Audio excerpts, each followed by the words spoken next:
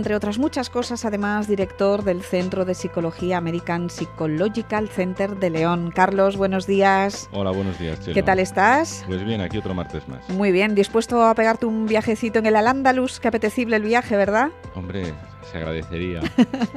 Bueno, hoy vamos a hablar, Carlos, de los perfeccionistas. Sí, los perfeccionistas, los antipáticos. ¿Ah, sí? ¿Son antipáticos los perfeccionistas? Bueno, a ver, el perfeccionismo, si lo definimos como el deseo de tratar de hacer las cosas lo mejor posible y disfrutamos con ello, pues no parece haber ningún problema. Es decir, ser perfeccionista en principio no es malo. El que nos guste pues es hacer las cosas bien, dejarlas bien, Claro. bien terminadas, bien acabadas, eso está bien. Y siempre lo importante es la palabra que he dicho, si disfrutamos con ello. Es decir, hay gente que le gusta ser muy ordenada y lo pasa bien, le gusta hacer, no sé, pues trabajos muy concienzudos, maquetas, cosas de estas y disfruta con ello. Bien, hasta ahí no hay ningún problema. El problema del perfeccionismo es cuando detrás del perfeccionismo se esconde un problema de ansiedad social. La persona empieza a temer que si no es perfecta, los demás se burlen de ella, que le critiquen, que se le humille o se le rechace socialmente. Y curiosamente es al revés, ¿eh? Normalmente, cuando una persona es excesivamente perfeccionista, los demás lo ven como una persona antipática y se les deja solos por ello. Sin embargo, ellos lo suelen interpretar mal y creen que los demás les envidian y entonces que por eso se alejan de ellos. Pero eso es cuando empezamos ya pues a tener rasgos perfeccionistas un poco extremos. ¿Podría ser una falta de autoestima? Sí, lo es. Mira, nosotros decimos, en psicología se dice que como la mayor parte de los rasgos de personalidad, el perfeccionismo es de carácter familiar. Es una cosa que hemos aprendido y la autoestima que nosotros hemos desarrollado por cómo nos han tratado, por cómo nos sentimos de queridos, de valiosos y demás, está en la base. El núcleo sería, por tanto, esa baja autoestima, la idea de no ser lo bastante valioso o competente, y aunque pueda haber en el perfeccionismo algún componente genético, normalmente se transmite pues eso, por unos padres que generalmente son también excesivamente preocupados por la posibilidad de cometer errores y que los demás les juzguen por ello mal. Aquello que hemos oído tantas veces de el qué dirán, Ajá. esto se transmite a los niños, la idea de que si fallas y que las consecuencias serán terribles. ¿Qué dirá la gente, verdad? ¿Qué dirá la gente? La gente, qué problemática es la gente. Y claro, ahí empiezas pues eso, tratando a los niños la idea de que tu valor como persona depende de lo que haces y de lo que consigues y de lo bien que lo haces. Aquello un poco también del tanto tienes y tanto haces, tanto vales. Y entonces se espera de los niños un rendimiento máximo. Y bueno, pues una cosa va llevando a otra. Entonces sí que se suele dar, es una combinación, que es que si los padres combinan un carácter autoritario, por ejemplo, con un amor condicional, pues suelen tener hijos perfeccionistas. Perfeccionistas extremos. Por poner un ejemplo, la gente que solo le vale, por ejemplo, en las notas sacar 10. Yeah. Si no saca un 10, no vale. Eso lo que te va a llevar es a ser un infeliz toda tu vida, porque nunca no te dejas ningún espacio para ser feliz. Porque imagínate, sacas un 9, que sería una nota buenísima, y para ti es una frustración. Claro. Y cuando sacas el 10 tampoco lo disfrutas, porque en realidad no has hecho nada excepcional, has hecho lo que tenías que hacer. Entonces, cuando pasamos eso, un parámetro, por ejemplo, pongo este ejemplo porque es muy fácil de entender, un 5 es aprobado, cuando una persona tiene que comportarse de 10 en todo, hacerlo todo de 10, ni cuando lo hace de 10 lo disfruta, y siempre que no lo hace de 10 se frustra. Con lo cual, ser perfeccionista lo que te va a acarrear a la larga es pasarlo bastante mal, ser bastante infeliz, sentirte bastante desgraciado. Ser perfeccionista, estoy entendiendo, Carlos, que es como una esclavitud. Sí, es una esclavitud autoimpuesta. Claro, claro, claro. Sería una especie de doctrina autoimpuesta, un ideal, que considera que la perfección es un objetivo de la voluntad moral. Es decir, yo para que la gente me valore, para sentirme bien conmigo y que los demás me puedan apreciar en toda mi plenitud, tengo que ser perfecto. Y ahí lo que se hace es cometer un error. A ver, los perfeccionistas cometen un error, pero quiero decir una cosa porque ellos sí se dan cuenta. A ver, cometen un error, ellos piensan, si yo cometo un error, si fallo, no me convierto en un fracasado, como pensaríamos cualquiera que no seamos perfeccionistas. Ellos lo saben, pero no se lo creen. Es decir, es una paradoja del pensamiento humano. Es como cuando nosotros sabemos que el medio de transporte más seguro es el avión, mucho más que el coche, que tal. Pero sin embargo, cuando nos montamos en un autobús o en un coche no tenemos miedo, y sin embargo cuando nos vamos a montar en un avión sí, aunque sabemos que es lo más seguro. Pues ese tipo de paradoja se da también, por ejemplo, con los errores. Las personas normalmente dicen, oye, pues un error lo cometes, no pasa nada. El perfeccionista esto también lo sabe, no es que, digamos, él no se dé cuenta de eso. Sin embargo, él no se lo cree. Lo sabe y dice, no, pero esto no es así. Conmigo no es así. A mí me van a juzgar más, me van a valorar más, si no hago las cosas perfectas me van a criticar más. Y entonces, esa paradoja de pensamiento él la sigue hasta el infinito. La definición o sea, los perfeccionistas son arrogantes, soberbios, vanidosos, altivos. Todo esto es consecuencia precisamente de su perfección y como se creen superiores a los demás, miran a los demás de esa forma vanidosa, altiva, con soberbia.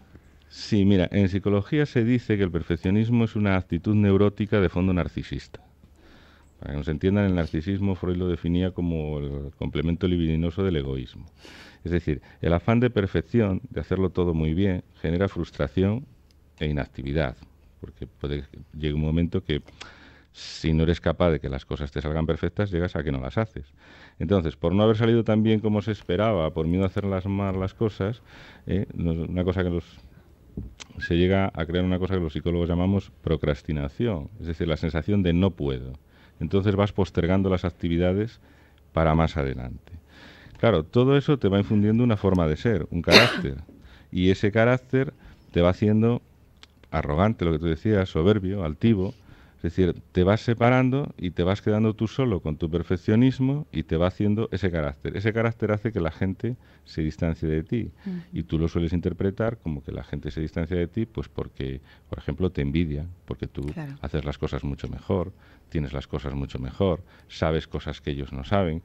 Entonces, entras en esa rueda de creértelo tú mismo y bueno, pues te vas forjando ese tipo de personalidades que nosotros llamamos anancásticas, narcisistas, que pueden llegar a presentar con el tiempo rasgos histéricos, por ejemplo, negativistas. Puede dar lugar a patologías, por ejemplo, como lo que decía antes, la ansiedad social, desórdenes obsesivo-compulsivos, depresión. Y, por ejemplo, mira, se da mucho en personas con problemas de anorexia y de bulimia. Anda. Suelen ser muy perfeccionistas. Y esa perfección malentendida acaba degenerando en patologías que suelen ser bastante graves. Pues sí que lo es. O sea, el tener anorexia ¿te lleva a ser perfeccionista o es un plus añadido ya al problema de tener anorexia? No todas las anoréxicas son perfeccionistas, pero muchas sí. Y no por ser perfeccionista vas a acabar siendo anoréxico. Pero sí que se da en muchas personas con anorexia el ser muy perfeccionistas. Por ejemplo, muy perfeccionistas en la forma de vestir, muy perfeccionistas en la imagen que quieren dar, muy perfeccionistas en el peso que tienen que tener. Y casi siempre hay detrás, lo que hablábamos antes, ese componente aprendido familiar, pues por ejemplo, madres que compiten. Cuando digo madres que compiten, quiero decir en la imagen, por ejemplo, personal con las hijas. No de forma directa, pero sí de forma indirecta, se suele ver muchas veces. Suele haber padres y madres muy autoexigentes. Por ejemplo, cuando la persona era joven, una niña, un niño, a la hora de los estudios, de tú tienes que ser el primero de la clase, los típicos niños o niñas que aparte de sacar buenas notas tienen que hacer violín, tenis, danza, es decir, tienen que ser auténticos superhombres o supermujeres. Entonces eso el niño lo va aguantando, pero genera frustración, pero eso es un aprendizaje. Se aprende que hay que ser perfecto.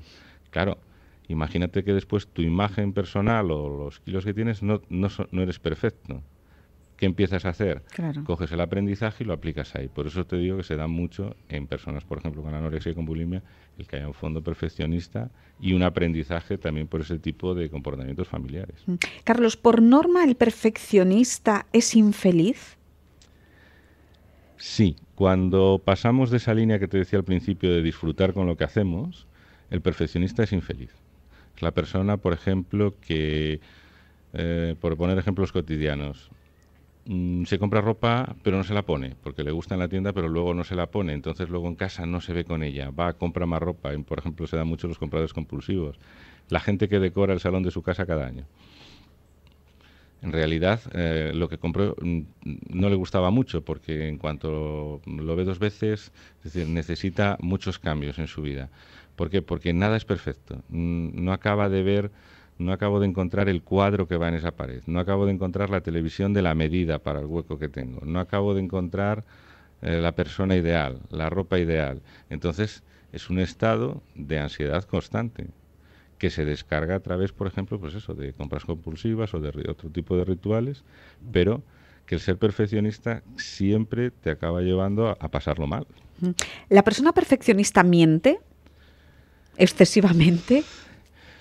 Bueno, no sé si miente más que los demás. Lo que sí suele es quizás no decir toda la verdad, que a veces no es mentir. Son personas que, por ejemplo, suelen ser, iba a decir calladas, más que calladas, son retraídas. Te cuentan la parte de lo que quieren que veas de las cosas. Les cuesta mucho el aceptar opiniones de los demás. Entonces, el dar excesiva información de cualquier cosa, el hablar, te puede acarrear problemas, porque la gente te puede preguntar y puede preguntar cosas que tú ya son terrenos en los que no quieres entrar. Entonces ellos tratan como de vender más una imagen que es la que quieren que los demás vean de ellos.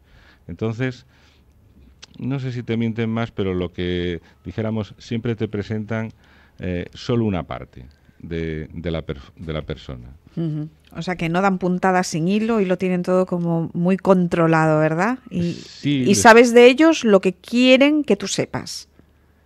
Claro, es que piensa una cosa, el perfeccionismo, una de las cosas que te impide es que los demás te den su opinión sincera, porque como no te muestras abierto, las personas se vuelven un poco recelosas contigo, entonces tampoco se muestran como personas abiertas. Entonces, ¿qué pasa? Te impiden mejorar, porque si tú cometes errores y no eres una persona muy perfeccionista, los demás te pueden decir, oye, mira, aquí te has equivocado, esto podrías hacerlo de otra forma. Eso te permitiría mejorar. Pero si eres perfeccionista, aparte de que las personas se alejen un poco más de ti, aunque cometas un error no te lo van a decir nunca. Entonces, ¿qué pasa? Lo perfecto suele ser enemigo de lo bueno. Y claro, las personas perfeccionistas buscan el éxito y lo buscan de forma equivocada, porque el éxito no procede de la perfección, sino de la mejora del error, del aprendizaje, de cómo manejar mejor las situaciones cuando las cosas no salen bien. El éxito proviene de perseverar, de ser creativo, de buscar nuevos caminos, simplificar las tareas, las relaciones.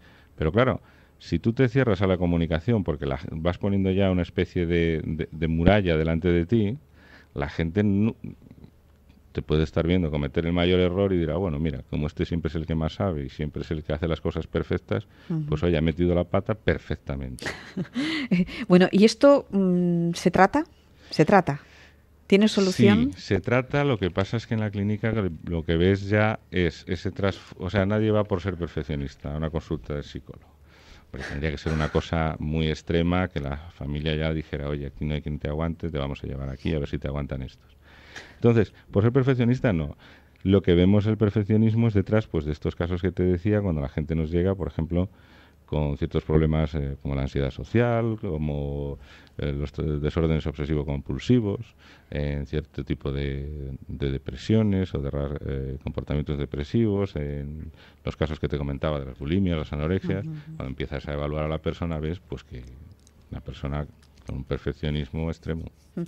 Carlos, los perfeccionistas proyectan ese mal rollo que hace que sienta uno malas vibraciones y no se sabe por qué. Son de esas personas que cuando estás al lado de ellas es como que hay ahí una barrera que te hacen que las rechaces. Sí, mira, como la semana que viene hablaremos de los tóxicos, los cenizos, los que ya huyes de ellos directamente, con los perfeccionistas suele pasar una cosa no tan extrema. Suele pasar que al principio te caen bien.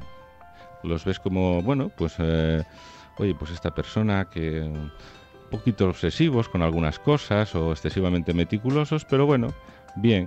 Lo que pasa es que, claro, Cuando ves que siguen esos mismos patrones siempre, por ejemplo, te hacen sentir incómodo, porque si tienen una casa, por ejemplo, tan perfecta que cuando vas a su casa no sabes si te sientas y molestas o no molestas, pues Claro. acabas por no ir. Si le arrugas el sofá, a lo Claro, mejor. si vas a tomar un café con ellos y no sabes si tu conversación será de su agrado o no tendrás la conversación perfecta que ellos tienen que tener, pues acabas que vas a tomar café y no los llamas.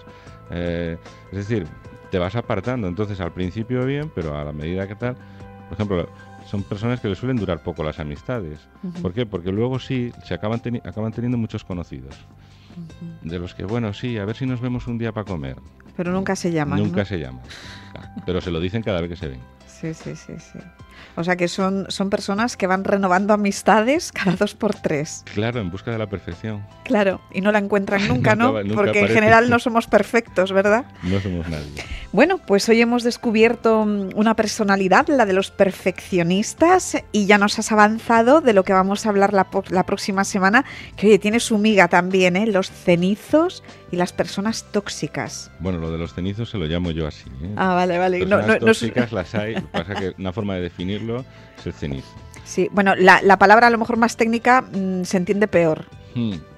Sí, hay, bueno, lo hablaremos, pero en los cenizos, los pelmas, sí, te dejo así la perla esta, se dice que un pelma es aquella persona que cuando está contigo no te hace compañía ni tampoco te deja estar solo.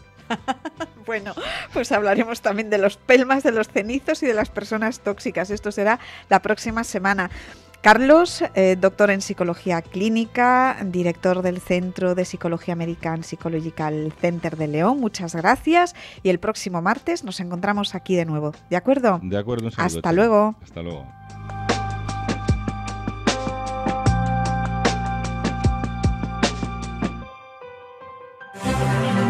Hoy por hoy.